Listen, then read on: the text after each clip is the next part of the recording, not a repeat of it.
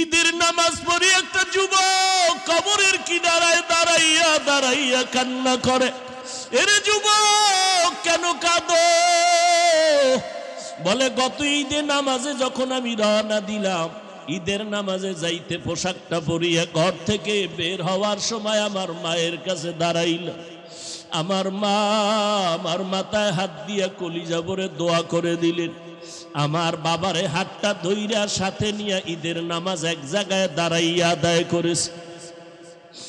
আজ যখন আমি ঈদের নামাজের জন্য ঘর থেকে বের হইতেছিলাম, আমি হঠাৎ করিয়া মায়ের দোয়ার কথা মনে পড়ে মায়ের বিছানার দিকে নজর পড়ে গেল। তাকায় দেখি বিছানা খালি, আমার মা বিছানায় নাই। নামাজের মুসল্লায় দাঁড়াইয়া দেখি আমার ডান পাশে আমার বাবাই কই? আমার বাবাই তো আমার পাশে আজকে দাঁড়াইলো না। কই আমি আজ এতিমের মতো হয়ে গেলাম। কে আমার একটু মাথায় হাত দিয়ে দোয়া দিবে রে যুবক? ও যুবকেরা, ওই মা বাবার দোয়া ছাড়া তুমি পরীক্ষায় ভালো নাম্বার পাও নাই। ওই মা বাবার চোখের পানি আর দোয়া ছাড়া আমি হাফিজুর রহমান চেয়ারে বসতে পারি নাই। ওই মা বাবার চোখের পানি আর দোয়া ছাড়া তুমি মাওলানা মুফতি হইতে পারো নাই রে যুবক। ওই মা বাবার দোয়া ছাড়া তুমি টাকার মালিক, বাড়ি গাড়ির মালিক, সম্মানের চেয়ারের মালিক হতে পারো নাই। ওই মায়ের কথা মনে যদি থাকে রে যুবক, ওই মায়ের কথা বলিয়া কে কাঁদাইছো? পায়ে হাত রেখে বলি, যা যদি মা বেঁচে থাকে পাও ধরিয়া ক্ষমা নাও। কারণ মায়ের চোখের পানি ছাড়া তুমি আজকে টাকার মালিক হতে পারো নাই। ওই মাকে ধমক দিয়ে কত চোখের পানি ফালাইছো রে সন্তান। ওই মা তোরে যদি দোয়া না করে তোর জন্য জাহান্নাম হারাম হয়ে যাবে। ওই বাবারে ভুলিয়া কেমনে আরামে ঘুমাও? ওই মাকে ভুলিয়া কেমনে আরামে ঘুমাও? ও যুবক, এত নিষ্ঠুর কেন হইলি? চোখেও কি একটু পানি আসবে না রে বাবা? ওই মাকে হারাইয়া বাবারে হারাইয়া কেমনে ঘুমাও? এক ফোঁটা চোখের পানি ছেড়ে দিয়া দোয়া কর। ওই বাবাই কবরের থেকে দোয়ার অপেক্ষায় তাকাইয়াছে। ওই বাবার চেহারাটাও কি মনে পড়ে না রে সন্তান? ওই মায়ের চেহারাটাও কি মনে পড়ে না রে সন্তান? এত নিষ্ঠুর কেন হইলি রে বাবা? ওই মা বাবার চেহারাও কি মনে পড়ে না? অন্তরে কি একটু মায়া আসবে না রে বাবা? আল্লাহর নবী সাহাবী ওমরের সামনে দাঁড়ায় বান্দা কান্না করে আর বলেন, খলিফাতুল মুসলিমিন, আমি যুদ্ধের ময়দানে যাব না। আমার স্ত্রী আমাকে সান্ত্বনা দিয়া বলে, স্বামী তুমি যুদ্ধের ময়দানে যাও, আল্লাহ তাআলা আমাকে হেফাজত করবে। হেফাজতের মালিক আমার আল্লাহ, আর কেউ হেফাজত করতে পারবে না।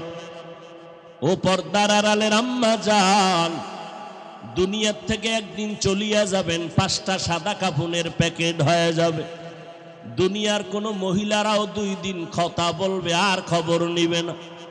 কিন্তু পায়ে হাত রেখে বলে যাই রে মা, ভালো কোরআনওয়ালা একটা সন্তান যদি দুনিয়াতে রেখে যাও রে মা, ওই সন্তানকে দেখে দেখে দুনিয়াওয়ালারা দোয়া করবে। আল্লাহর বান্দি দোয়া করে দিল স্বামীর জন্য। স্বামী বলে, ও খলিফাতুল মুসলিমিন, আমি আমার স্ত্রীর সান্ত্বনার বাণী পাইয়া আমি যুদ্ধে যাওয়ার জন্য রেডি হয়ে গেলাম। যুদ্ধের প্রস্তুতি নিয়ে যখন বের হব, ঠিক এমন সময় আমার স্ত্রী আমাকে আবার একটা পরামর্শ দিল, ও স্বামী আমার, তুমি আমাকে ঘরে একা রেখে যাইতেছো, 2 রাকাত নামাজটা পড়িয়া দোয়া করিয়া যাও। আমার গর্ভে একটা বাচ্চা আছে, আল্লাহর কাছে দোয়া করো হেফাজতের জন্য। খলিফাতুল মুসলিমিন ওমর, আমার স্ত্রী আমাকে পরামর্শ দেওয়া মাত্র আমি সুন্দর করিয়া ওযু বানাইয়া নামাজের মুসাল্লায় দাঁড়াইয়া নামাজ 2 রাকাত পড়িয়া মালিকের দরবারে হাত উঠাইয়া কান্না করে বললাম, ও আল্লাহ, আমার স্ত্রীর গর্ভে বাচ্চা তুমি হেফাজত করিও, আমার স্ত্রীর বাচ্চাটারে তুমি হেফাজত করিও রে আল্লাহ। আমি তোমার রাস্তায় বের হয়ে গেলাম, দোয়াটা করিয়া যখন বের হয়ে গেলাম, আমার স্ত্রী দরজা বন্ধ করে দিল। আমি যুদ্ধের ময়দানে চললাম, আমার বাড়িতে পাহারাদার কেউ নাই, তবে একটু পার্শ্বে একটা ঘর আছে, আমার চাচাতো ভাইয়ের ঘর। আমি যুদ্ধ পরিচালনা করিয়া শাহাদাতের তামান্না নিয়ে গাজী হইয়া বাড়িতে রওয়ানা। দীর্ঘদিন যুদ্ধ চলার পরে বাড়ির দরজায় যখন ঢুকতেছি, কেমন যেন আমার শরীরের মধ্যে একটা কম্পন শুরু হয়ে গেল। আমার শরীর কেমন যেন বরফের মতো ঠান্ডা হয়ে গেল। ভাবতে পারলাম ঘরের মধ্যে কি না জানি ঘটনা হইতেছে। আমি আস্তে আস্তে কদম বাড়াইয়া ঘরের মধ্যে যখন ঢুকতে শুরু করলাম, বাড়ির আঙ্গিনা পাড়াইয়া ঘরের দরওয়াজায় গিয়া দাঁড়াইয়া দেখি আমার ঘরের দরওয়াজা বাহিরে তালা লাগানো। আমি বারবার সালাম দিলাম, ঘরওয়ালারা দরজা খুলো, আসসালামু আলাইকুম ইয়া আহলাল বাইত, ও ঘরওয়ালারা তোমাদের উপরে সালাম। কিন্তু ভেতর থেকে কোনো আওয়াজ নাই। এই আমি যখন চিৎকার দিলাম কেউ কি ঘরে নাই, হঠাৎ করে দেখি আমার চাচতো ভাই ঘর থেকে বের হয়ে গেল। আমার চাচতো ভাই আসতে না আসতে দেখি চাচতো ভাইয়ের চোখের কোঠায় পানি দেখা যায়। আমার চাচতো ভাইকে বললাম, কই আমার বিবি কই, তুই কেন কাঁদো? আমার চাচতো ভাই বলে, ভাই জান, তোমার স্ত্রী তুমি যাওয়ার পর হঠাৎ করে অসুস্থ হয়ে মারা গেল। তাই নাকি? বলে হ্যাঁ, আমরা সাথে সাথে দাফন কাফনের ব্যবস্থা করেছি, ঘরের মধ্যে তালা লাগায় দিলাম। এরপরে কি হালাত? বলে এরপরে আর কোনো আওয়াজ নাই। এবার আল্লাহর বান্দা বলে, খলিফাতুল মুসলিমিন, আমি নিজেরে কন্ট্রোল করতে পারতেছি না। সন্ধ্যা ঘনিয়ে আসলো, আমি বললাম, এ ভাই চল আমার স্ত্রীর কবরটা কোথায় দেখব। আমি আমার চাচতো ভাইকে সাথে নিয়া কবর দেখার জন্য যখন আমি হাঁটতেছি, বাড়ির পেছনে বাঁশবাগান, যখন আমি কবরের দিকে রাতের অন্ধকারে ঢুকতেছি সন্ধ্যার পরে, হঠাৎ যত আগাই ততই দেখি আলো। বাগানের ভিতরে এত সুন্দর আলো জ্বলতেছে, কিসের বাতি? ভাইটাকে জিগাইলাম, কোনো বাতি লাগাইছো? কয়, খোদার কসম কোনো বাতি লাগাই দে। ও আল্লাহর বান্দারা, ভালো করে শুনো, এমন সন্তানের মা বাবা হইয়া কি লাভ হবে? যেই মা বাবারে সন্তান সালাম দিবে না, এমন সন্তানের মা বাবা হইয়া কি লাভ হবে? যেই সন্তান মা বাবার খেদমত করবে না, এমন মা বাবার সন্তান দুনিয়াতে রেখে কি লাভ হবে রে মা ও বাবাজিরা?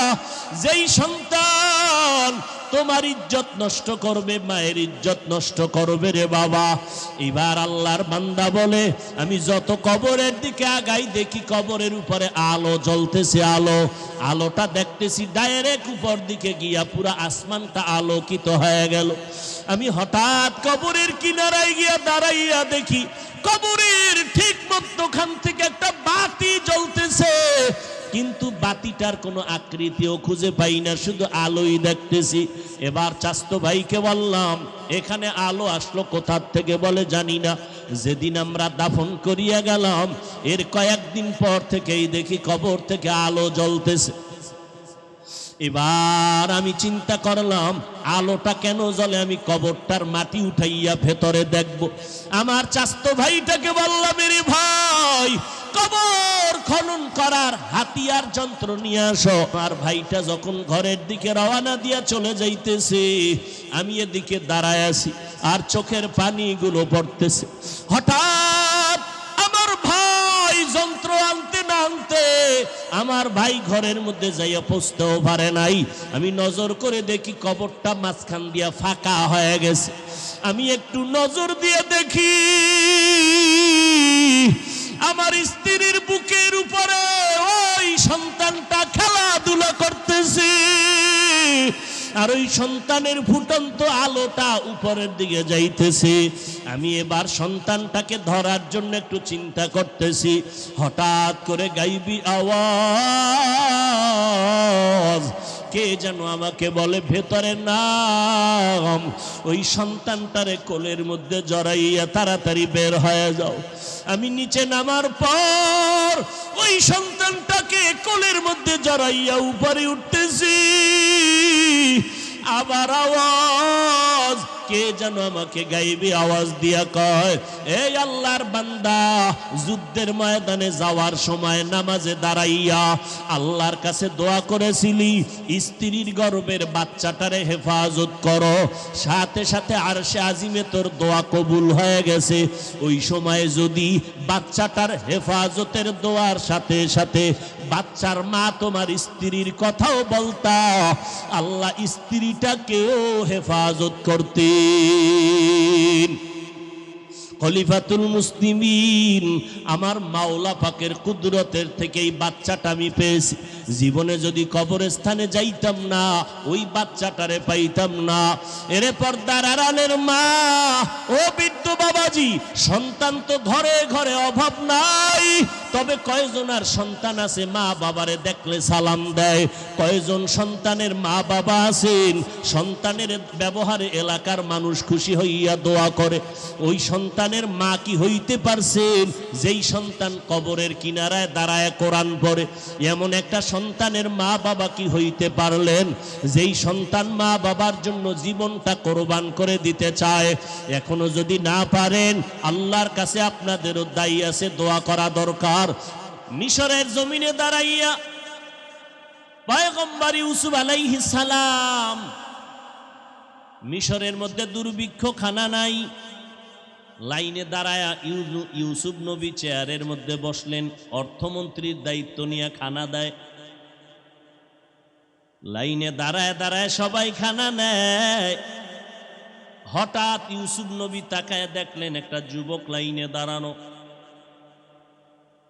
ইউসুফ নবীর নজর পড়ে গেল, যুবকের নজরটাও খানার দিকে না, ইউসুফের চেহারার দিকে। সামনে যখন দাঁড়ায় গেল, লাইনে আসতেছে, সবাই ব্যাগ নিয়ে খানা নিয়ে যায় মেপে মেপে। সিরিয়ালে যখন দুপুরে যুবক দাঁড়ায় গেল, লোকেরা কর্মচারীরা বলে তোমার খানা নেওয়ার ব্যাগ কই? কয় ব্যাগ নাই। খানা নিবা কিতে? কয় নিব না। তো আসছো কেন? একটু কষ্ট করে লাইনে দাঁড়াইছো। বলে বেয়াদবি মাফ করে দাও, মন্ত্রী মহোদয়ের সাথে আমি কানে মুখে একটু আওয়াজ দিয়ে কথা বলবো। ইউসুফ নবীর চেহারার নজরটাও তো লেগে গেছে যুবকের উপর। পয়গম্বর ইউসুফ নবী বলেন, ও কর্মচারী, যুবকের একটু সুযোগ দাও আমার সাথে কথা বলার জন্য। যুবক ইউসুফ নবীর কাছে গিয়া হাজির, কানের কাছে মুখটা লাগাইয়া কি যেন আস্তে করে বলছেন। সামনের সব মানুষগুলো তাকায় আছে অপলক দৃষ্টিতে। এই যুবকটাকে যে আমরা লাইনে দাঁড়াইয়া খানা নিলাম, যুবকের খানাও নেয় না, কোনো ব্যাগ নাই, কোনো পাত্র নাই, অথচ ইউসুফের সামনে ডাইরেক্ট চলে গেল। শুধু চলিয়া গেল না, কি যেন কানে কানে বলছে জানাও নাই। সবাই নজর করে দেখে, ওই যুবক কানের মধ্যে মুখটা লাগানো মাত্র দেখে ইউসুফ নবীর চোখ বেয়ে টপ টপ করে পানির ফোঁটা পড়তেছে। শুনি দাকে ভওয়াদ মানন্দ দিদা তোরা দিদা ওয়া ইউসুফ রা শুনিদা। সবার ভেতর একটা কৌতূহল, এই যুবক কি জানো ইউসুফ নবীর কানের মধ্যে আওয়াজ দিল। ইউসুফ নবী কান্দে কেন? কান্না মাত্র ইউসুফ নবী চোখের পানিগুলো মুছে আর কয়, রে কর্মচারীরা, এই যুবক এর কোনো ব্যাগ নাই, খানার নিয়ত নাই, এর কোনো খানা দিবা তবে আমার পক্ষ থেকে হাদিয়া হিসেবে দাও। ব্যাগের আয়োজন করো, পাত্র জমা করে ইচ্ছা রকম যা পারে তাই দিয়া দাও। সে যেন চাইতে না হয়, মনের মতো দিয়া দাও, কোনো মাপজব দিবা না। আমার মনটাও খুশি, যুবকের মনটাও খুশি করে দাও।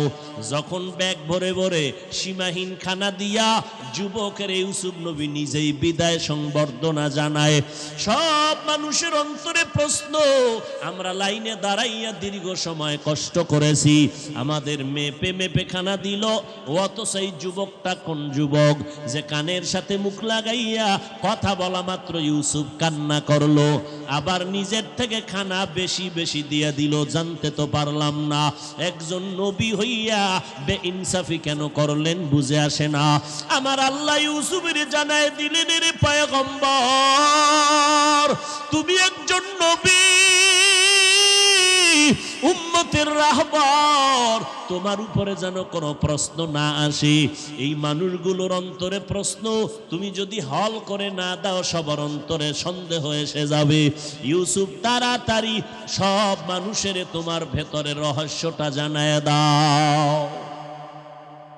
ইউসুফ নবী বললেন, তোমরা সবাই দাঁড়াও, আমার ভেতরে যুবকের মধ্যে একটা গোপন রহস্য কাজ করেছে, তোমরা একটু অপেক্ষা করো, আমি তোমাদের রহস্যটা ভেঙ্গে বলে দিব। বলে দেওয়ার পরে আশা করি তোমাদের অন্তরে কোনো সন্দেহ থাকবে না। এই জন্য হাদিস শরীফে আছে, বান্দা তুমি কারো উপরে খারাপ ধারণা করবা না।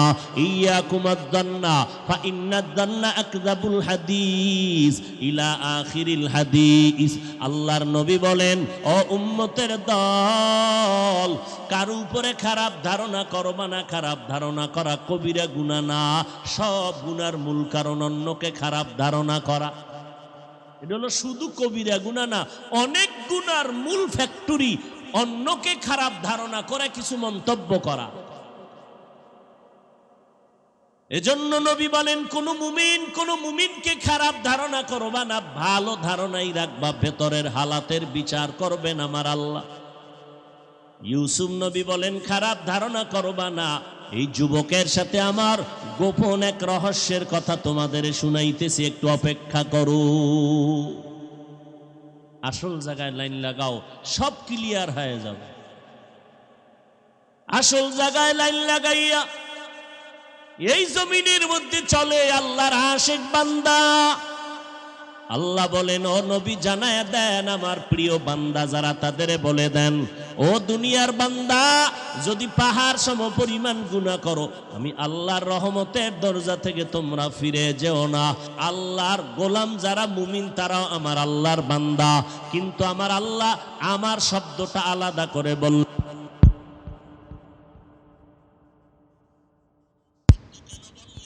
আল্লাহ তাআলা বুঝাইতে চাই,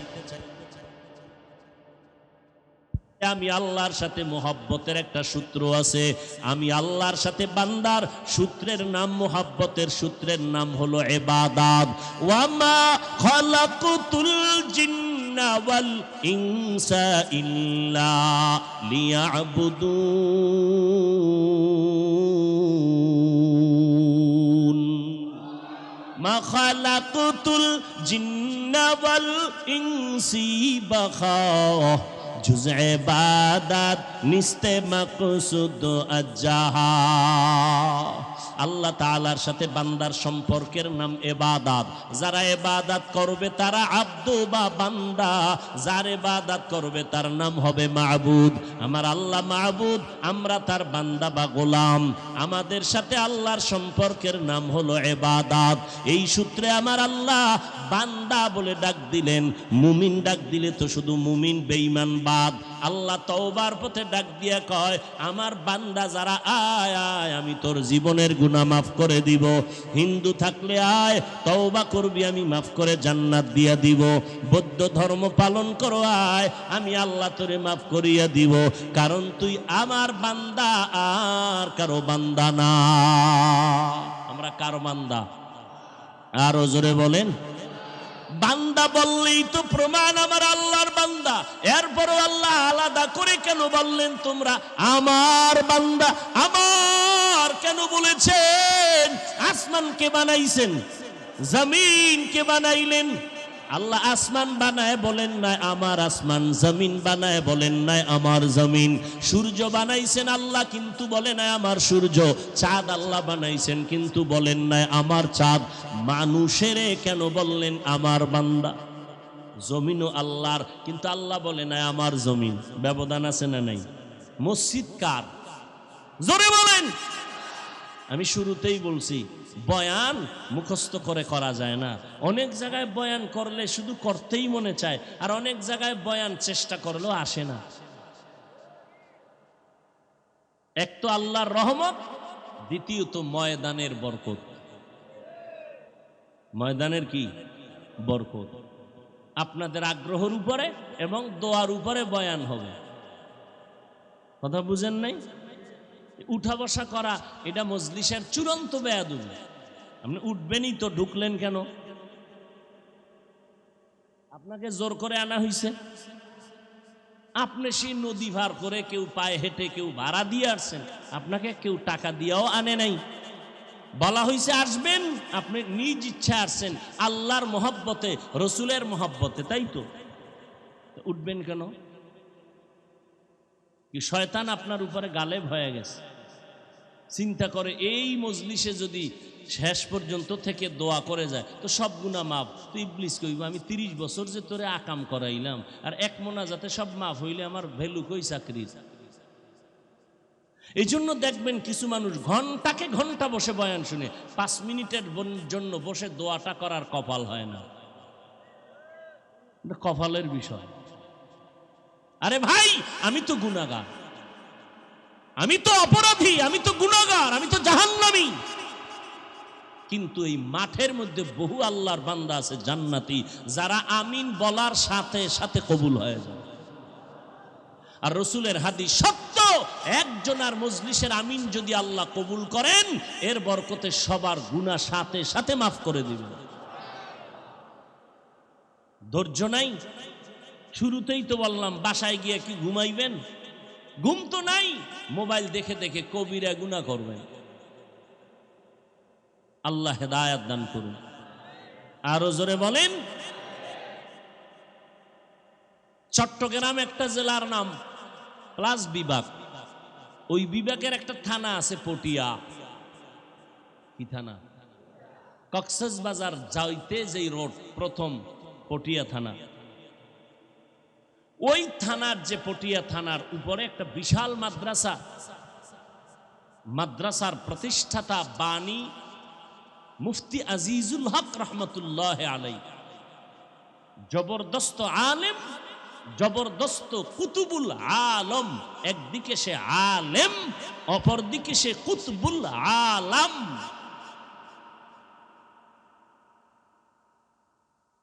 তিনি বয়ানে বসছেন, স্টেজে বসছেন সভাপতি। ধৈর্য হবে বলবো। স্টেজে বসছেন কি, পাশে বক্তা বয়ান করতেছেন। বক্তার বয়ান এত রৌনক হয়ে গেল যে মনে হয় ময়দানে কিয়ামতের মাঠ চলতেছে। মুফতি সাহেব হুজুর রহমতুল্লাহ আলাই বক্তা সাহেবকে ইশারাতান বললেন, হযরত বয়ান বন্ধ করুন। খুব খেয়াল করবেন, আমি বান্দার কোনো এলেম নাই, কোনো আমল নাই। আপনি কি বলবেন? আমারটা তো আমি অ্যাডভাইস করতেছি। এরপরও মানুষ কেন বয়ান শুনে, মানুষ কেন দাওয়াত দেয়? এটা আল্লাহরে জিগাইবেন, আমারে না। তবে এই চেয়ারে বসার মতো যোগ্যতার পেছনে যত বড় কারণ আমার আছে, এর মধ্যে সব থেকে বড় কারণ আমার মা বাবার চোখের পানি এবং আল্লাহর ওলিদের নেক নজর। আল্লাহর ওলি হইতে পিসা বাওয়া লাগে না। আপনারা মনে করবেন যে আল্লাহর ওলি মানে বড় আলেম, না। একটা রিক্সার ড্রাইভারও আল্লাহর ওলি হতে পারে। আল্লাহর ওলি হওয়ার জন্য টাইটেল পাস শর্ত না, কামেল পাস শর্ত না, পীর সাহেব হওয়া শর্ত না, কলবটা গুনাহমুক্ত হওয়া শর্ত।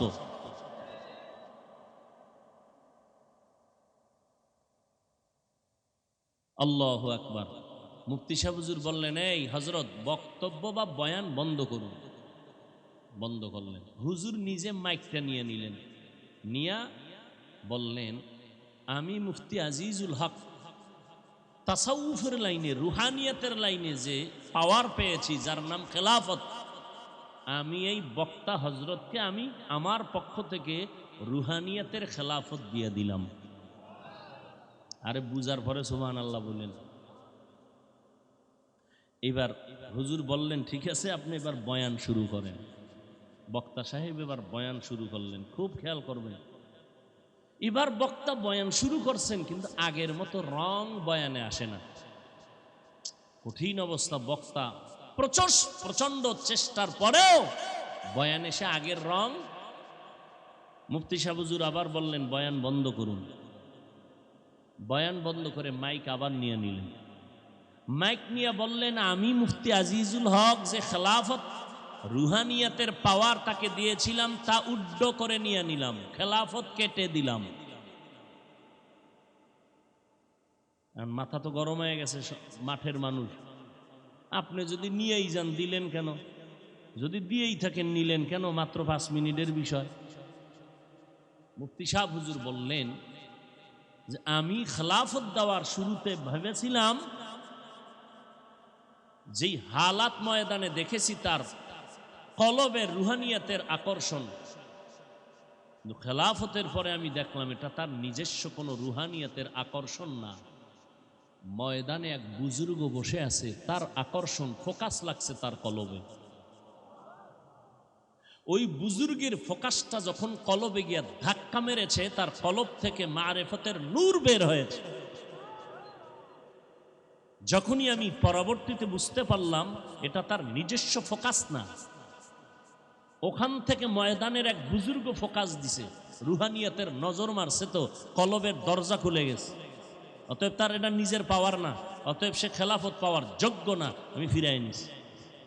কি বুঝলেন? কি এই কথা যদি বুঝেন, তাহলে ঘরে গিয়া কম্বলের তলে ঢুইকা কানে ধরে তওবা করবেন, আর বলবেন না যে চরমনাই লাফায় কেন, উজানি লাফায় কেন।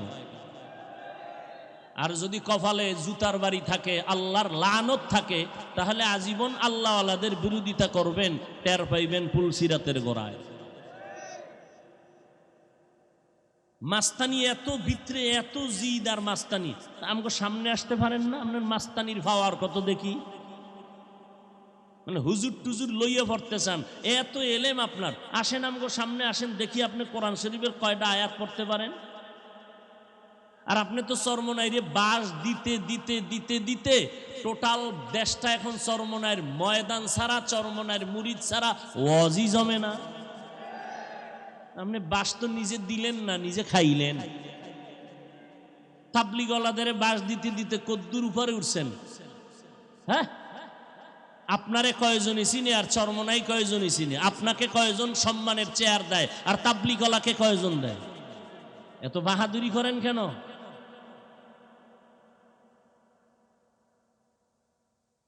ওয়াজে বসছে, একজনে কানতেছে, এক কপাল পরা কয়, কাঁদে কেন? আমি প্রশ্ন করি, ও নিমক হারাম, তুমি কোরআনের বয়ানে বসছো, তোমার চোখে পানি নাই কেন? প্রশ্ন তো আমি করব, তুমি করো কেন? প্রশ্ন তো আমি করব। ময়দান কান্নার ময়দান, তোমার চোখে পানি নাই কেন বলো? অবশ্যই তোমার উপর আমার আল্লাহ বেজার, গুনার কারণে। তোমার উপরে মা বাবা অসন্তুষ্ট, এই জন্য তোমার চোখে পানি নেই। তুমি বাহাদুরি করো, চরমনেওয়ালারা কাঁদে কেন না?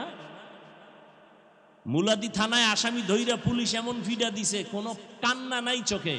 আর ওয়াজের প্যান্ডেলে মানুষ কান্না করে, কি মনে করেছো কান্না করাটা চারটিখানি বিষয়? পুলিশে ফিডায় কাঁদে না, আর ওয়াজের প্যান্ডেলে 200 হাত দূরে বসে আল্লাহ আল্লাহদের ওয়াজে কাঁদতেছে, কি মনে করেছো চোখের পানি? আর তুমি সমালোচনা করো, কান্দে কেন? আর কালা চশমার হুজুরে লাইভ দেয়, কান্না করার দরকার নাই। আল্লাহ হেদায়াত দান করুন। আমি গুনাহগার, কিন্তু এই ময়দানে বহু আল্লাহওয়ালা আছে, আমিন বলতে দেরি, কবুল হতে দেরি না। হাদিস অনুযায়ী স্পষ্ট আমরা দেখতেছি, বহু আল্লাহওয়ালা আছে, একজনার দোয়া কবুল, এই ময়দান কবুল। আল্লাহ। আর একটু সামনে আগাবো না মোনাজাতের দিকে যাব? আল্লাহ কবুল করেন, আল্লাহ মাহফিল কবুল করেন। মাহফিলের বরকতে পুরা এলাকার মধ্যে কবরওয়ালাদের আযাবকে মাফ করে দেন। আল্লাহ পাক এই কবরের মধ্যে জান্নাত দান করেন। যত মুরব্বীরা আছেন বেঁচে, ওলামায়ে কেরাম সহ, আল্লাহ সবার হায়াতে বরকত দান করেন। এই মাহফিলের বরকতে পুরা অঞ্চলের মধ্যে অসুস্থ রোগীকে আল্লাহ সুস্থ করে দেন।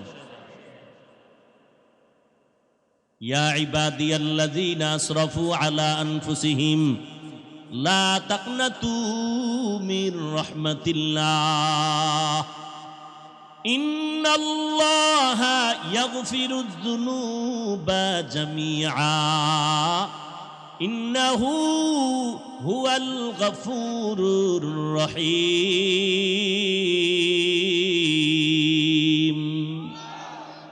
আপনারা যদি দোয়া করেন, নাজিরপুরের ময়দানে প্রতি বছর বাংলাদেশের যত বড় আলেম হোক, এমনকি বাহির দেওবন্দের আলেম হোক, ইনশাআল্লাহ আপনারা দোয়া করলে আমরা আনবো, প্রতি বছর চেষ্টা করব।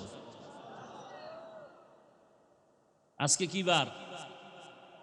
শনিবার।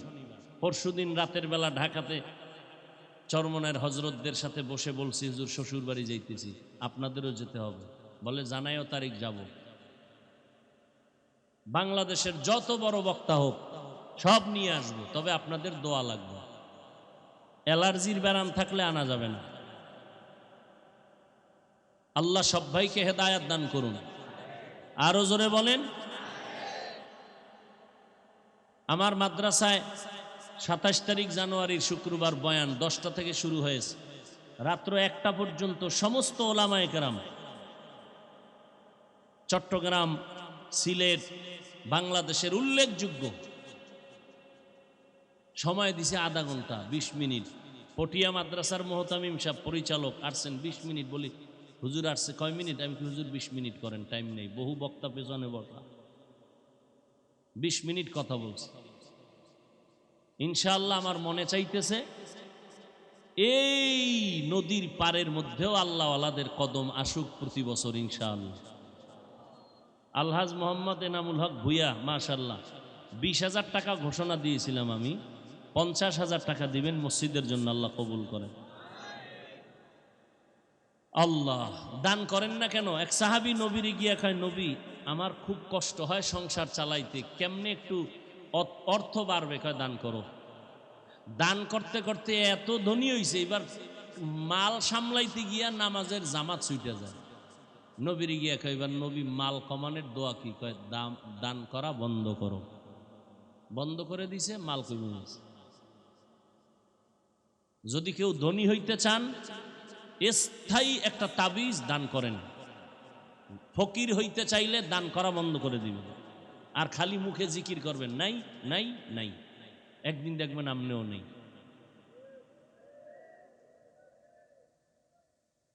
মানুষ এত নষ্ট, হসপিটালে গেলে জমিন বিক্রি কইরা ডাক্তার দেখায় আসেন, লাখ লাখ টাকা কুয়াইব। অথচ নবী কয়, তোর ঘরে গজব আসছে বড়, একটা গরু মান্নত কর, একটা ছাগল মান্নত কর, কোরআন শরীফ পড়নেওয়ালা নিষ্পাপ বাচ্চাদেরকে খাওয়া, দোয়া করবে তাহাজ্জুদের সময়, আল্লাহ পাক কোটি টাকার বরকত দিবে একটা দোয়া। চিন্তা করে, একটা খাসি 14,000। ভাই হুজুর একটা মুরগি দিলে হয় না? একটা মুরগি দিলে হয় না? হুজুর চিন্তা করছে একটা মুরগি দিয়ে ভালো। উম্মা কিছুক্ষণ পর ফার্ম, দেশিও দিবে না, দাম বেশি। এর নাম বাঙালি। কয় ভাইজান আপনার দাওয়াত? আলহামদুলিল্লাহ। কয় আপনার বাড়ি? কয় নাউজুবিল্লাহ। এর নাম বাঙালি। আল্লাহ হেদায়াত দান করুন। ওমরে ফারুক রাদিয়াল্লাহু তাআলা আন আশারায়ে মুবাশশারাদের মধ্যে দ্বিতীয়, খোলাফায়ে রাশিদিনের মধ্যে দ্বিতীয়। কে সে ওমর? যেই ওমরকে বর্তমান এক মাওলানা বলেছে তিনি নাকি ভণ্ড। কোন দেশে আছেন চরের মানুষ? আল্লাহর নিয়ে কবরে যাইতে পারবেন দূরের কথা, বেঁচে থাকতে পারবেন কিনা কঠিন। কারণ মাওলানায় যদি ওমরে ফারুকরে ভণ্ড কয়, তো আপনাদের উভয় কি? মাওলানা সাহেব বলতেছে কোরআন শরীফ পুরাটা ঠিক না, কিছু ভেজাল আছে। এ কিন্তু ইদানিং এর খবর। এক মাওলানা বলতেছে কালেমা কুফুরি বন্ধ করে দাও। কোথায় যাবেন? আল্লাহ সারাইছে আমগো চরমনাই দেওবন্দি তাবলিগলা কোনো মাওলানা কয় নাই, তাইলে উপায় আছিল না।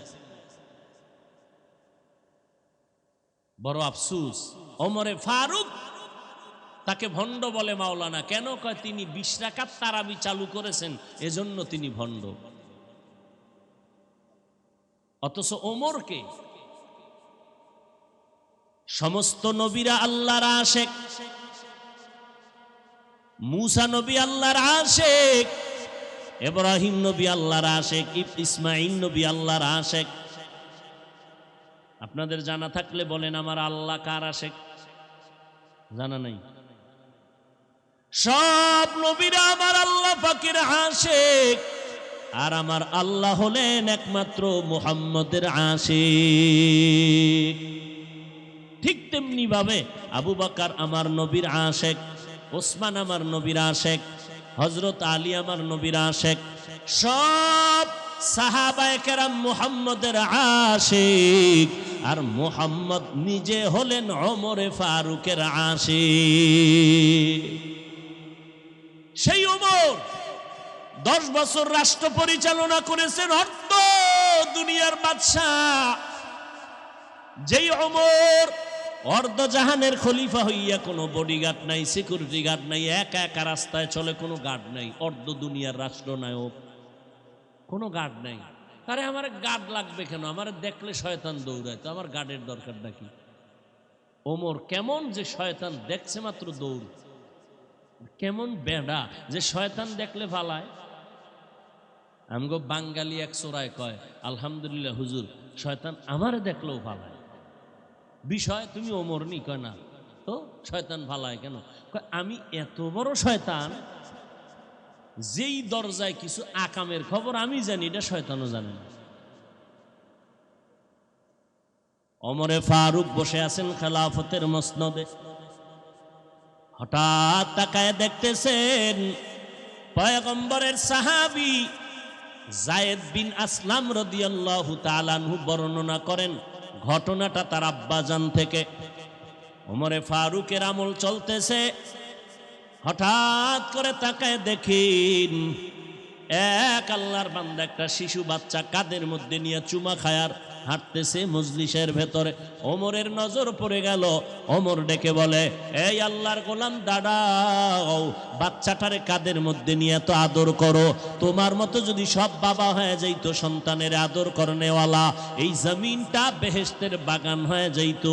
ওমরের এই আওয়াজটা পাইয়া যায়েদ বিন আসলাম বলেন, ওমর এই আওয়াজ পাওয়ার পর কথা বলা মাত্র ওই বাচ্চার বাবার কানের মধ্যে গিয়ে আওয়াজটা লাগলো। বাবা চোখের পানি ছেড়ে ডেকে বলেন, খলিফাতুল মুসলিমিন, এই বাচ্চাটা আমি কাদের মধ্যে নিয়া এত আদর করার কারণ হলো এই বাচ্চাটা জমিনের উপরের কোনো সন্তান না, এই সন্তানটা হলো আমার মাটির নিচের সন্তান। এটা জমিনে কোথাও জন্ম হয় নাই, এটা মাটির নিচ থেকে আমি নিয়ে এসেছি। এটা জমিনে কোনো ফ্যাডে হয় নাই, কোনো মহিলার ফ্যাডে এটা জমিনে জন্ম নেয় নাই, আমি মাটির ভিতর থেকে গিয়ে নিয়ে এসেছি এই সন্তান। ওমর আশ্চর্য হয়ে গেলেন, ভাইজান এটা কেমন কথা? দুনিয়ার মায়ের গর্ভ থেকে সন্তান তো আসার কথা, আপনার সন্তান কেমন মাটির ভেতর থেকে নিয়ে আসলেন একটু জানতে চাই। এবার আল্লাহর বান্দা বাচ্চাটারে কাঁধে নিয়ে চোখের পানি ছেড়ে কান্না করতেছেন আর বলতেছেন, খলিফাতুল মুসলিমিন, এর পেছনে 1 মিনিটের কথা না, এর পেছনে জড়িত আছে আমার জীবনের সব ইতি কথা। हकीकत से तू दुनिया बेखबर है, दुनिया की नुमाइश पर नजर है, नमी गुयाम के आज दुनिया जुदा बाश बहर कारे के बाशी बा खुदा बाश। ওমর বলে, ঘটনা দীর্ঘ হোক, আমাকে শুনাইতেই হবে, আমি তোমার ঘটনা জানতেই হবে। অন্যদের জন্য হতে পারে এটা বড় উপদেশ, এটা বড় ইবারত। এবার আল্লাহর বান্দা নির্বিঘ্নে এক জায়গায় বসলেন, মজলিসের মধ্যে ওমর বসা। ওমরে ফারুক বসা। এবার ঘটনার ইতি টানতেছেন খলিফাতুল মুসলিমিন। আল্লাহ পাকের কুদরতের আওয়াজ। আমার জীবন বড় জীর্ণ শীর্ণ, জমিনের মধ্যে চলার মতো তেমন কোনো পথ আমার নাই। আমি নবীর সাহাবী, মোহাব্বতে চলতেছি ঈমানের পাওয়ার নিয়ে। আমার ঘরে আমার স্ত্রী আর আমি বসবাস করি, আর কেউ নাই। জীবন চলতেছে কষ্ট করে করে, ঘরের মধ্যে সংসার চালাই। আমার বিবির পর্দার বাহিরে নেই না। আমি দিনের বেলা কাজ করে যা পাই তা দিয়ে আমার সংসারের ঘরের মধ্যে খানার আয়োজন করি। আমার স্ত্রী ঘরের মধ্যে থেকে পর্দা রক্ষা করে নামাজ। যখনই ঘরের কিনারায় গিয়ে সালাম দেই, আমার স্ত্রীকে আমি সালাম দিতে দেরি, জবাব পাইতে মোটেও দেরি হয় না। আমি বললাম, ও বিবি তুমি কি ঘুমাও না? আল্লাহর বান্দি বলে, ও স্বামী আমার, তুমি যখন বাহিরে যাও, আমি যদি নিশ্চিন্তে ঘুমায় যাই তাহলে তো আমার হক আদায় হবে না। তুমি আমার মুখে হাসি ফুটাবার জন্য দিন নাই রাত্র নাই বাহিরে কষ্ট করো, টাইম মতো খানা খেতেও পারো না, টাইম মতো ঘুমাইতেও পারো না। আমি এই কথা চিন্তা করে ঘুমাই না। আমি জায়নামাজে বসে বসে স্বামী তোমার জন্য দোয়া করি, আল্লাহ আমার স্বামীরে তুমি হেফাজত করে নাও, আর আমার স্বামীর কামাই রুজিতে তুমি বরকত বাড়ায়া দাও। আল্লাহর কসম, এমন একটা স্ত্রী যদি পাইয়া থাকুরে মুমিন, তুমি বাইরে বাইরে কষ্ট করবা, তোমার স্ত্রী ঘরে বসে নামাজ পড়বে, যায় নামাজ বিছাইয়া দোয়া করবে, জান্নাতের বাগান তুমি পেয়েছো। মদিনার নবী বলেন, আমি মুহাম্মদের জীবনটাও শুরু জীবনটাই এমন ছিল। আম্মা জান আয়েশা বলেন, আমি দেখি নবী আমার হুজরায় বসে কান্না করেন। আমি আয়েশা ভয় পেয়ে গেলাম, ও পয়গম্বর কেন কাঁদেন? আমি আয়েশার কোনো বেয়াদবি হয়েছে নাকি বলে কেন? আয়েশা রাদিয়াল্লাহু আনহা বলেন, পয়গম্বর 6 বছর বয়সে আমার সাথে আপনার বিয়া হয়েছে।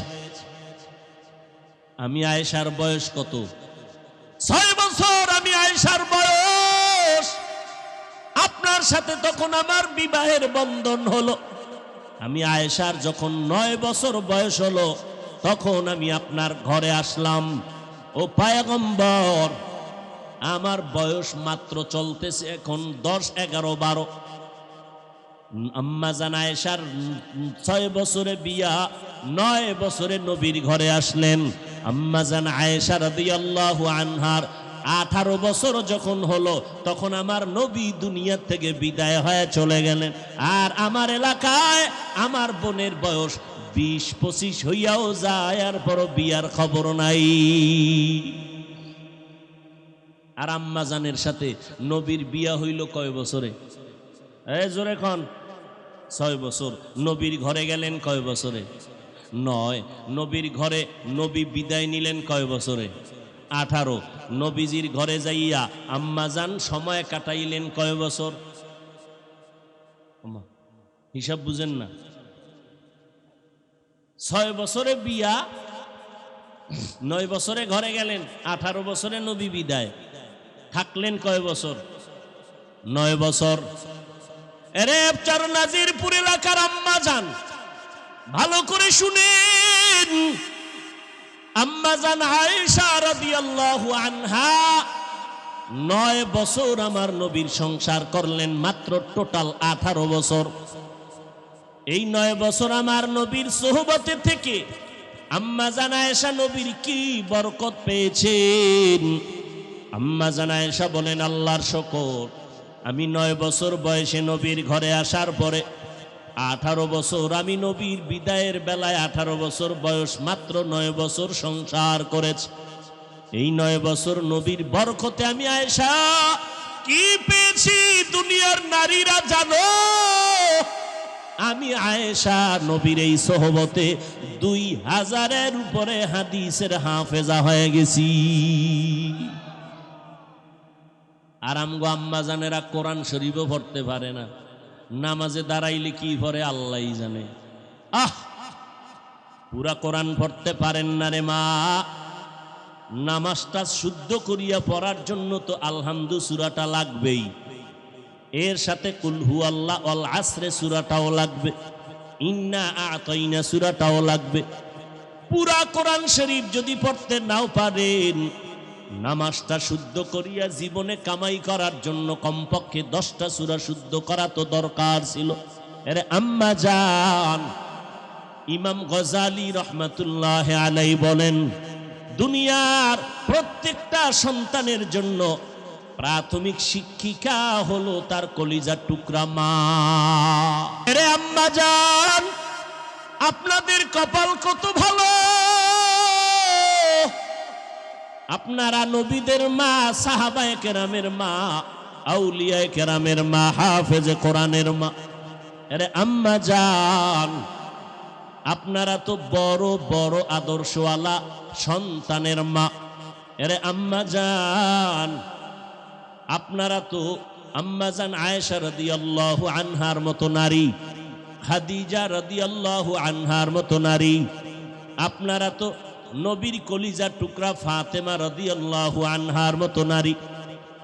আরে আম্মা জান, একজন নারী নবীর ঘরে গেলেন, একদিন গিয়া নবীর স্ত্রীকে প্রশ্ন করলেন, পুরুষেরা জুমার নামাজে যায় কত সওয়াব, আমরা মহিলারা যেতে পারি না, কপাল খারাপ। খেয়াল করবেন, পুরুষেরা জানাজায় যায় কত সওয়াব, আমরা নারীরা যেতে পারি না, আমগো কপাল খারাপ, এত সওয়াব তো পেলাম না। পুরুষেরা ঈদের নামাজে যায় কত সওয়াব, আমরা নারীরা যেতে পারি না, আমগো তো সওয়াব পেলাম না। পুরুষেরা জিহাদের ময়দানে গিয়ে সওয়াব কামাই করে, আমরা তো যেতে পারি না। এই প্রশ্নগুলো একজন এলাকার নারী নবীর স্ত্রীকে করা মাত্র মদিনার নবীর স্ত্রী পয়গম্বরের দরবারে গেলেন। পয়গম্বরের দরবারে যাইয়া নবীকে যখন এই কথাগুলো শুনায় দিলেন, মদিনার নবী ডাক দিয়া কয়, ও বিবি, ওই মহিলা সহ সারা দুনিয়ার মহিলাদের এই বিধানটা জানায় দাও।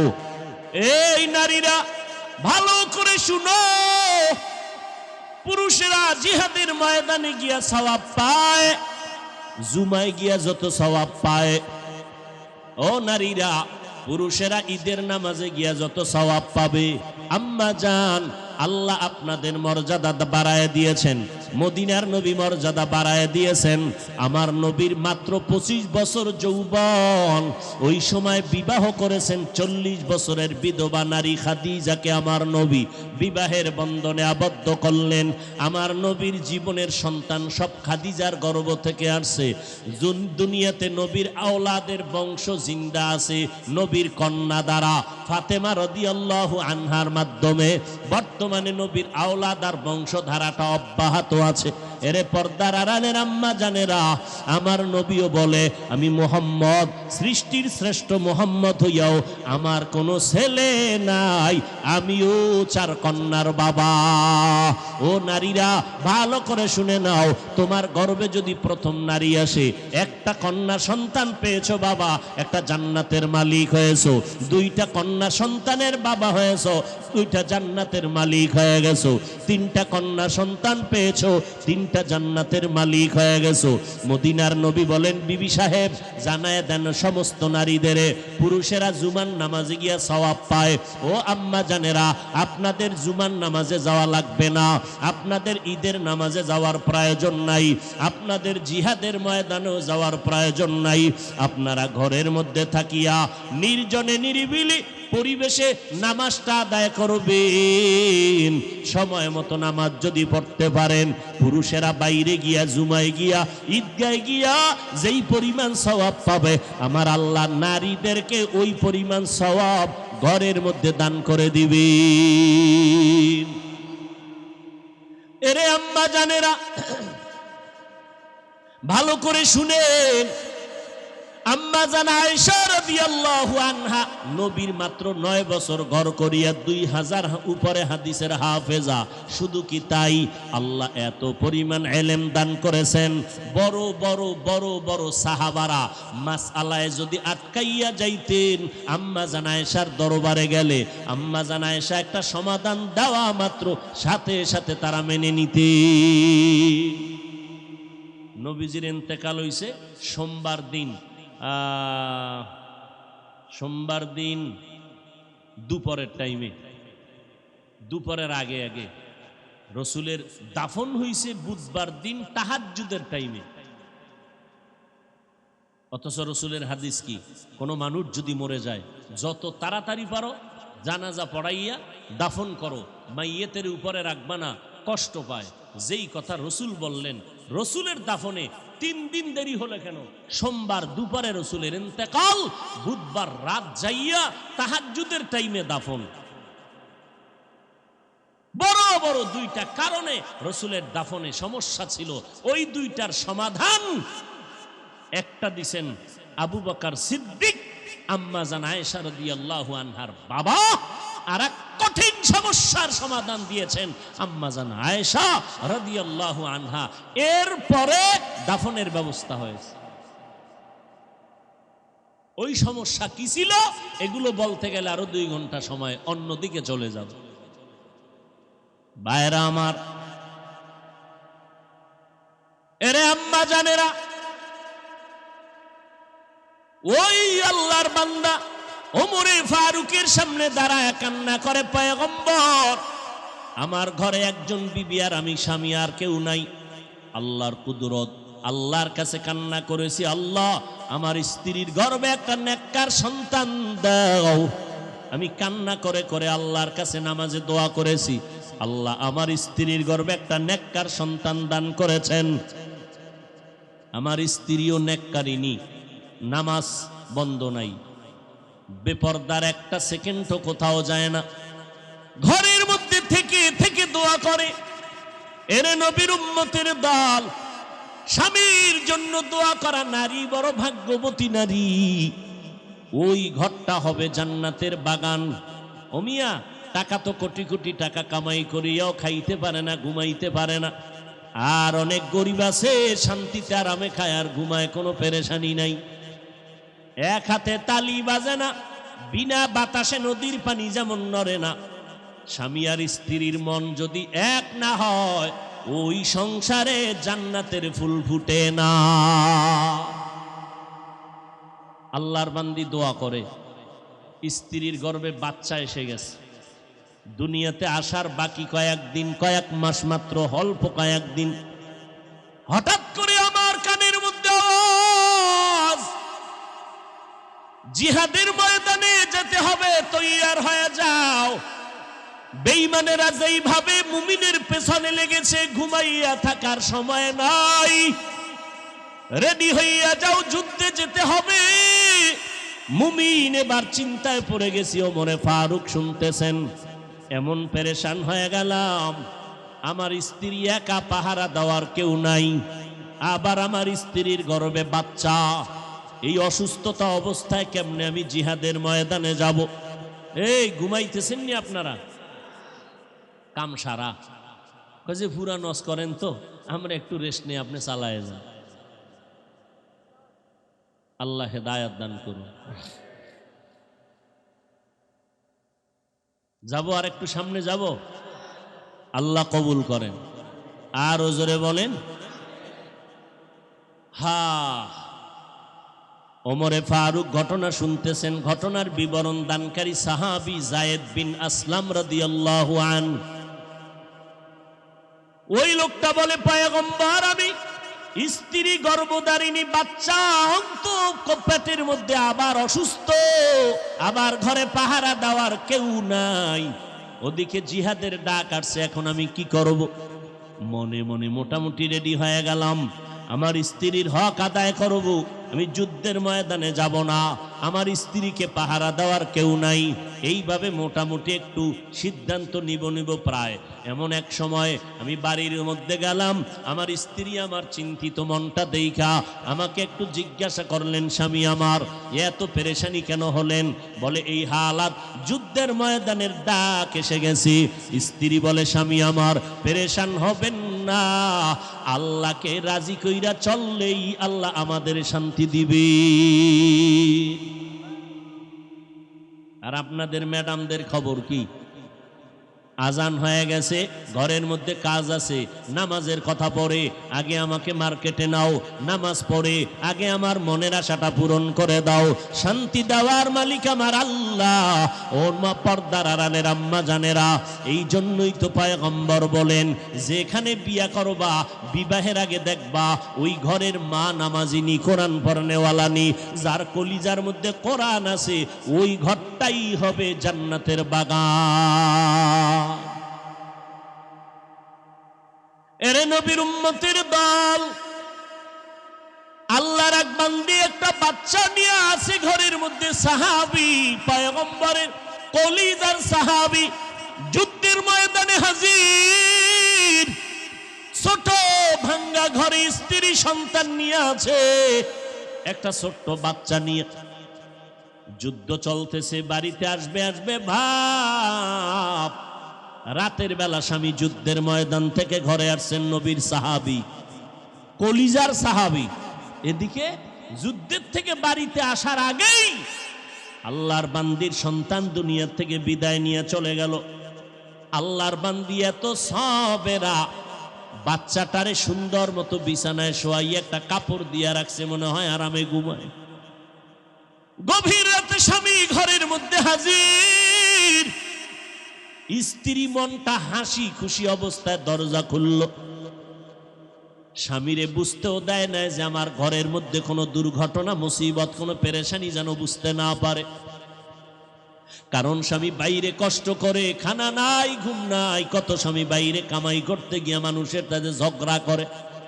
আমার আম্মা জানেরা যদি বুঝতে পারতেন, তাহলে কোনো স্বামীর সাথে খারাপ আচরণ করতেন না।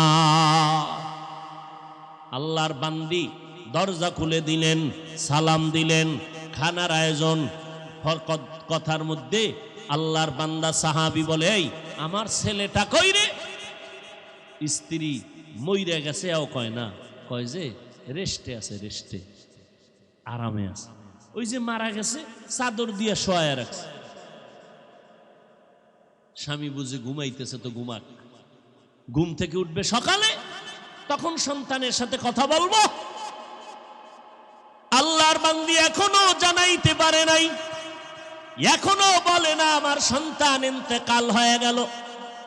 মনটাও খারাপ করিয়া স্ত্রীকে তাও বলেন, স্ত্রী মনটা খারাপ তাও দেখায় না, খুশি খুশি ভাব। কি পরিমাণ ধৈর্য থাকলেই তো সম্ভব। ছেলে মারা গেছে নিজের, আম্মা জানের কণ্ঠ শুনিয়া পুরা গ্রামের মানুষ সজাগ। পর্দা কই, সন্তান মরে গেছে চিৎকারের আওয়াজে। আর এই সাহাবীর স্ত্রী যেমন তেমন মহিলা, এবার স্বামীরে খানা টানা খাওয়ায় আরামে ঘুম পড়ায় দিল, নিজেও ঘুমাইল, স্বামীর সাথে আনন্দে কাটাইল। সকালবেলা দুজন উঠে ফজরের নামাজ পড়ল, নামাজের মুসাল্লায় বসিয়া এবার স্ত্রী কথাটা বলবেন, কেমনে বলবেন? স্বামীকে হাসি খুশি অবস্থায় বলে, স্বামী মনটা খারাপ না ভালো? কয় ভালো। একটু কথা বলি, বলেন। আচ্ছা, আপনার কাছে যদি কেউ কোনো মাল আমানত রাখে, আপনি রাখবেন নি? বলে রাখবো। আচ্ছা, যদি মালটা আমানত রাখার পরে ফেরত চায়, দিবেন নি? দিব। যদি ফেরত চাইয়া নিয়ে যায়, আপনার মনটা খারাপ লাগবে নি? না, খারাপ লাগবে না। দেখছেন নি কারবার? এবার আল্লাহর বান্দি চোখের পানি ছেড়ে ডাক দিয়ে কয়, স্বামী আমার, আল্লাহ তাআলা আমাদের একটা সন্তান দান করেছিলেন, আমাদেরকে আমানত, আল মালু আল বানুন, জিনাতুল হায়াতিদ দুনিয়া, আল্লাহর দেওয়া আমানত। আল্লাহ তাআলা সন্তানটা গত রাত্রে নিয়ে গেছে। স্বামী বেচারা চোখের পানি ছেড়ে কাঁদে আর কয়, বিবি এটা কেমন কথা, সহ্য করা যায় না রে বিবি, ধৈর্যের বাঁধ ছিঁড়ে যাইতেছে, কই আমার সন্তান? বলে আমি রাতের বেলা চাদর দিয়া ঘুম পাড়ায় রেখেছি, এখনো সেই চাদরে আবৃত আছে। আমি আপনাকে পেরেশানি দেই নাই, আপনি রাতের বেলা ঘুমাইতে পারবেন। আপনি যুদ্ধের ময়দানে কত কষ্ট করেছেন, আপনি যদি সন্তানের ইন্তেকালের খবর পান আপনার ঘুম হবে না, অসুস্থ হয়ে যাবে। আল্লাহ দেওয়া আমানত আল্লাহ সময় মতো নিয়েছেন, আপনি মনে কষ্ট নিবেন না। সাহাবী কান্না করে, বিবি আমি সন্তানের জন্য কাঁদি না, আমি আল্লাহর দরবারে শুকর আদায় করি আর কাঁদি। তুমি কেমন আমার বিবি, কেমন করে তুমি ধৈর্য ধারণ করেছো রে বিবি? একটা সন্তানের লালন পালন করতে মা ঘুমাইতে পারে না, খানা খাইতে পারে না, জীবনের সব কিছু বিসর্জন দিয়ে দেয় মা সন্তানের জন্য। ওই সন্তান যদি মাকে মা বলে ডাক না দেয়, মায়ের কলিজাটা ঠান্ডা হয় না। আব্বা জানের কিনারায় মা রাতের বেলা ঘুমায় ঘুমায় কান্না করে। আব্বা জান বলে, বিবি কেন কাঁদো? বলে একটা সপ্তাহ হয়ে গেছে এ সন্তান আমারে মা বলে ডাক দেয় না। কেন ডাক দেয় না? বলে আমি একটু রাগ করেছিলাম, সন্তান অভিমান করে আমারে মা বলে না।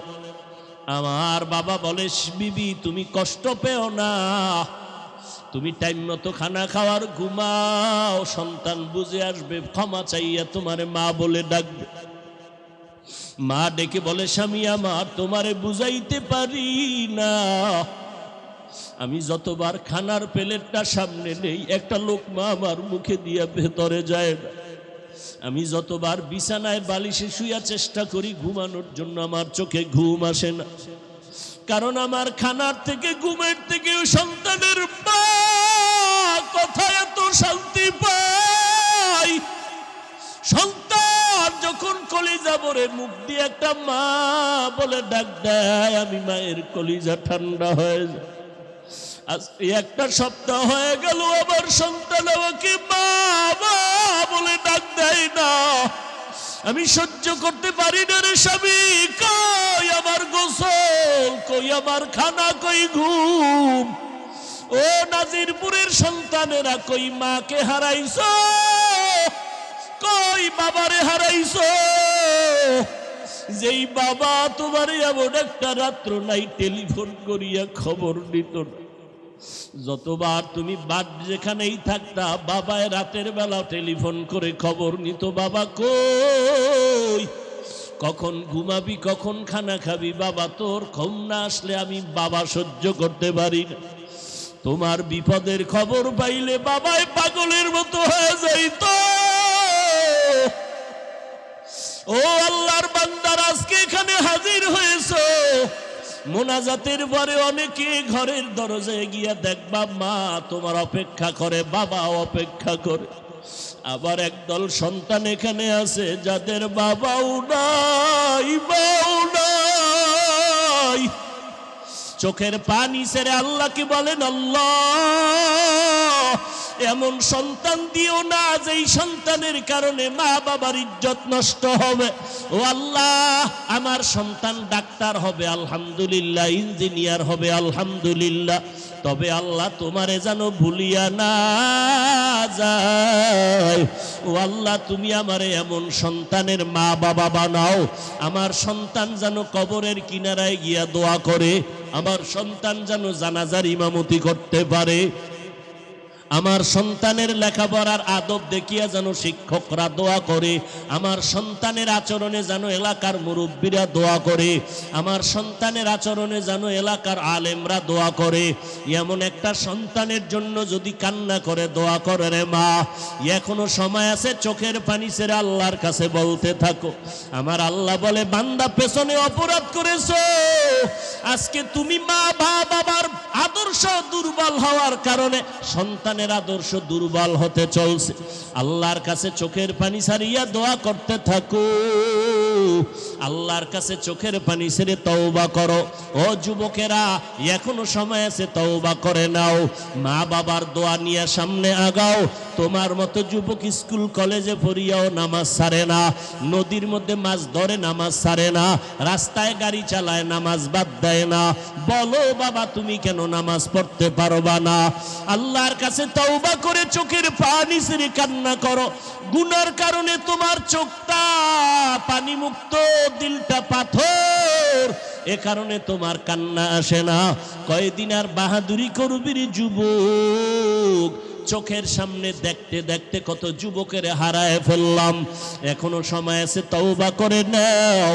স্কুল কলেজে পড়ো, যাই করো, নামাজটা বাদ দিবা না রে বাবা। পেছনের গুনাহ করিয়া থাকলে এখনই তওবা করে নাও।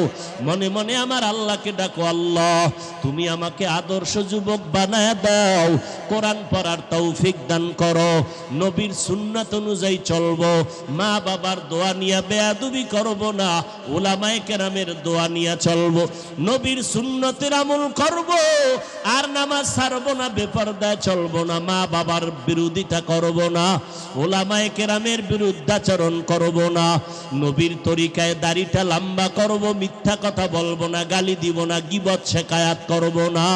কোন দিন মরণ হবে জানা নাই। আল্লাহর দরবারে খাঁটি নিয়তে তওবা করো। মরিয়া গেল আর গুনাহ করবা না। হায়াতের মালিক আল্লাহ, ইজ্জতের মালিক আল্লাহ। ওই আল্লাহর মোহাব্বত নিয়া খাঁটি অন্তরে যদি তওবা করার নিয়ত হয়, ও পর্দার আড়ালের আম্মা জান বোনেরা, নিজের সতীত্বকে ধরিয়া আল্লাহর কাছে চরিত্র হেফাজতের দোয়া করো রে বোনেরা। স্কুলে পড়ো, তোমার মতো বোন এখনো কলেজে পড়ুয়া, নামাজ পড়নেওয়ালার অভাব নাই। ও পর্দার আড়ালের আম্মা জান, সন্তানের হক আদায় করিয়া নামাজি বানায়া যান। আপনি মরিয়া গেল, আপনার কবরে সওয়াব পৌঁছতে থাকবে। আজকে জীবনটা সুন্দর করার সময় আল্লাহর কাছে 2 ফোঁটা চোখের পানি ছেড়ে তওবা করেন, আর আল্লাহকে বলেন, আল্লাহ এই ময়দানে এই মাইকের আওয়াজ যত দূর যায়, আমরা যারা হাজির আছি, আমাদের মতো গুনাহগার কেউ নাই। গুনার কারণে চোখে পানি আসে না, দিলটা পাথরের মতো শক্ত। আল্লাহর কাছে কাঁদেন আর বলেন, আল্লাহ গুনাহমুক্ত কলিজা দাও, কলব দান করো, আর নামাজ ছাড়বো না, বেপরদায় চলবো না, মা বাবারে কষ্ট দিব না, নিজের চরিত্র আর নষ্ট করব না, উলামায়ে কেরামের পরামর্শ নিয়ে নেক আমল করব, জবানের দ্বারা গালি দিব না, গীবত করব না। আল্লাহর কাছে তওবা করার যদি নিয়ত হয়, মুনাফিকি যদি না থাকে, খাঁটি তওবার নিয়তে 2টো হাত আমার আল্লাহকে দেখায়া দাও। আয় আল্লাহ, সবার হাতগুলো কবুল করে নেন। আয় আল্লাহ, তওবাওয়ালা জিন্দেগি দান করেন। আয় আল্লাহ, কারো হাত খালি ফিরাইয়া দিয়েন না রে মালিক, মেহেরবানি করে আমাদের মাফ করে দেন। আয় আল্লাহ, মরণ পর্যন্ত সুন্নত অনুযায়ী চলার তৌফিক দান করেন। আয় আল্লাহ, সবার হাত আপনি নবীজির মোহাব্বতে কবুল করে নেন। আমিন। আলহামদুলিল্লাহি রাব্বিল আলামিন।